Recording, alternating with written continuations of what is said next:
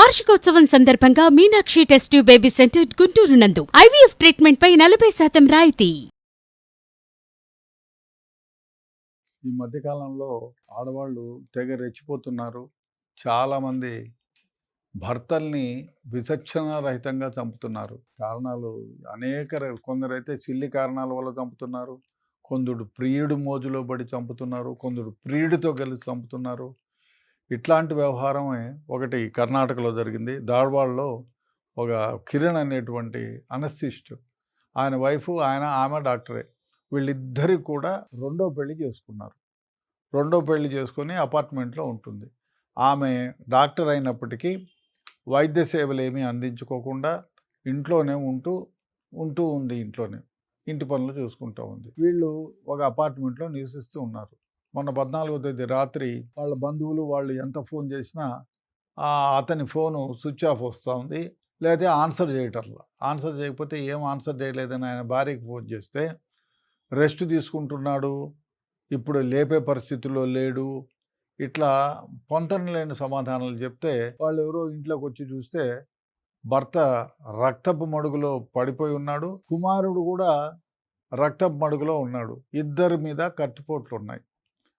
అది ఇమ్మీడియట్గా పోలీసులకి ఇన్ఫార్మ్ చేస్తే పోలీసులు, శశికుమార్ కమిషనర్, ఆయన ఒకటిన అందరూ పోలీసు వాళ్ళు అక్కడికి వస్తే ఈ అబ్బాయి కూడా చనిపోయినారు అనుకొని చూస్తే లాస్ట్కు కొన ఊపిరితో ఉంటే ఆయన్ని హాస్పిటల్లో అడ్మిట్ చేశారు.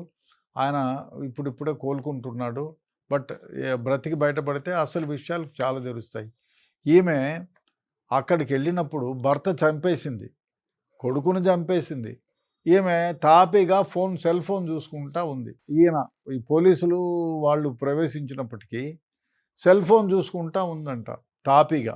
ఏమని మనస్తత్వము, ఏమనుకోవాలా? చంపేసి ఎవరు బంధువులు, ఫ్రెండ్స్ ఎవరు ఫోన్ చేసినా నిద్రపోతున్నాడు, డ్యూటీకి పోయినాడు, ఎప్పుడు వస్తాడో తెలీదు, ఇంకోసారి ఆయన బిజీగా ఉన్నాడు, పని చేసుకుంటున్నాడు, ఫోన్ ఎత్తడు ఇప్పుడు అని చెప్తే ఏమనుకోవాలి? ఏం మనస్తత్వం అనుకోవాలా? అంటే ఈ షీఏ లూనటిక్, ఆమె ఏమన్నా పిచ్చిదా? మెంటల్ హాస్పిటల్ నుంచి వచ్చిందా? బీయింగ్ ఎ డాక్టర్, ఎంబీబీఎస్ చదువుకున్న ఆమె, క్వాలిఫైడ్ డాక్టరు. అట్లాంటి ఆమె ఇట్లాంటి దుశ్చర్యకు పాల్పడి ఎవరినైనా కొడితేనో పొడుస్తూనో కంపరం పుట్టి పరిగెత్తిపోతారు, దాచుకుంటారు. ఈమె ఒకరిని చంపింది, కొడుకుకి కత్తిపోట్లతో కొన ఊపిరిలో ఉన్నాడు, వాడు చనిపోయినాడు అనుకొని వదిలేసింది. అట్లాంటి ఆమె అక్కడ కూర్చొని సెల్ ఫోన్లో తాపీగా చూసుకుంటూ కూర్చునింది. మరీ భయానకమైనటువంటి, ఏమనుకోవాలి ఆమె మనస్తత్వాన్ని? ఎంత ధైర్యం ఉండాలి ఆమెకి?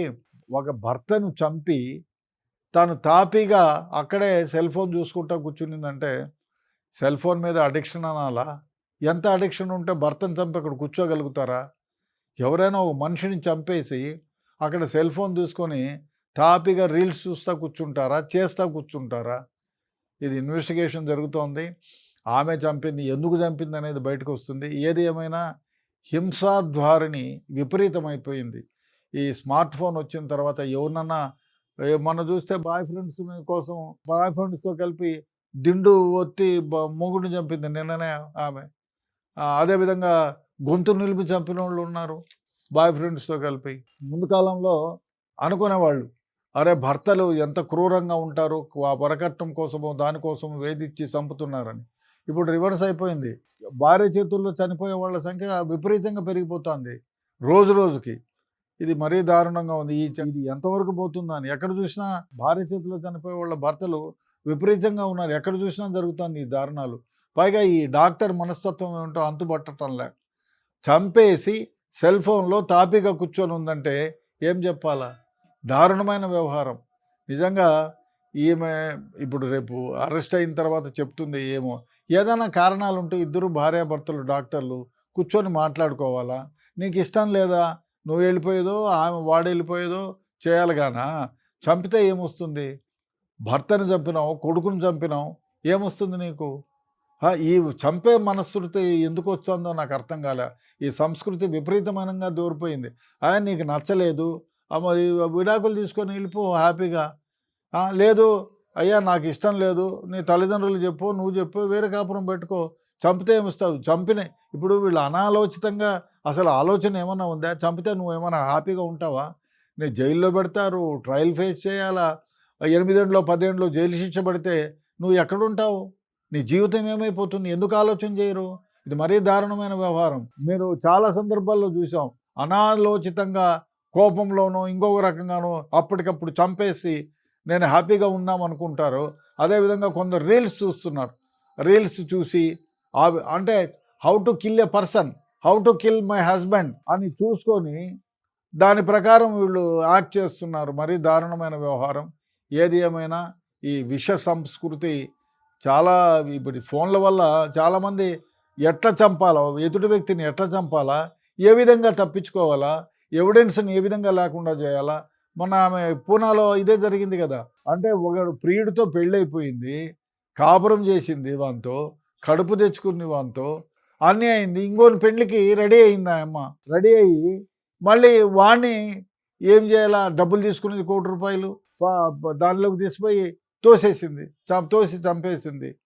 ఎందుకమ్మా నువ్వు వద్దు, నేను వానితో పెళ్లి చేసుకుంటున్నాను, ఐ డోంట్ వాంట్ యూ అంటే పోయేది కదా. ఇప్పుడు నువ్వేమైనా హ్యాపీగా ఉంటావా? లేవు కదా, ఉండవు కదా. నువ్వు మళ్ళీ జైలుకు పోయి, ఇప్పుడు ఆమె జైలుకు పోతుంది. ఈ విధంగానే ఉత్తరప్రదేశ్లో ఒక జరిగింది, ఆమె అంత కొండపైకి తీసుకెళ్ళి చంపేసింది. ఇది మరీ దారుణమైన వ్యవహారం. ఆలోచించండి. మీరు ఏదన్నా ఒక దుశ్చర్యకు పాల్పడే ముందు తర్వాత నేనేమవుతాను, పోలీసులు దొరకకుండా పోయేదానికి ఛాన్సే లేదు. ఒకవేళ దొరికితే నా బతుకేమవుతుంది, నేను జైలుకి పోతాను, ఎట్టి పరిస్థితుల్లో దొరకకుండా పోయే క్వశ్చనే లేదు. మీరు ఎన్ని ఆర్టిఫిషియల్ ఇంటెలిజెన్స్లు ఉన్నా వాడుకోండి, ఏమన్నా చేసుకోండి, సైంటిఫిక్ వే ఆఫ్ ఇన్వెస్టిగేషన్ డెఫినెట్గా మీ మెడకు చుట్టుకుంటుంది. ఎన్ని కేసులన్నా తీసుకోండి, తప్పించుకున్న వాళ్ళు ఎవ్వరూ లేరు. ఇప్పుడు నేను అదేదో చేస్తాను, ఆర్టిఫిషియల్ ఇంటెలిజెన్స్ నాకు ఈ సమాధానం ఇచ్చింది, దొరకకుండా పారిపోతానంటే అది వీలు కాని పరిస్థితి. డెఫినెట్గా చట్టం చేతులు చాలా పెద్దవి.